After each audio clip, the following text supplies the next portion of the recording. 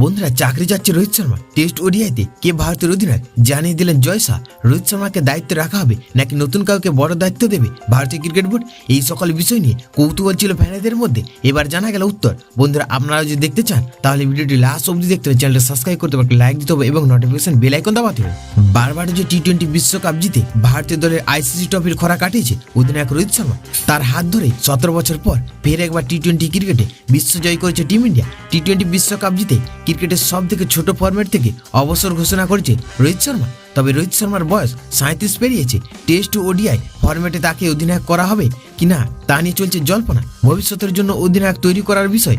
তবে রোহিত শর্মার বয়স 37 পেরিয়েছে। টেস্ট ও ওডিআই ফরম্যাটে তাকে অধিনায়ক করা হবে কিনা তা নিয়ে চলছে জল্পনা। ভবিষ্যতের জন্য অধিনায়ক তৈরি করার বিষয়টিও ছিল বোর্ডের মাথায়। এবার সব জল্পনার অবসান ঘটিয়ে ভারতীয় দলের টেস্ট ও ওডিআই ফরম্যাটে অধিনায়কের নাম ঘোষণা করে দিল বিসিসিআই জয় শাহ। একই সঙ্গে টিম ইন্ডিয়ার পরবর্তী লক্ষ্য কি তাও জানিয়ে দিয়েছেন তিনি।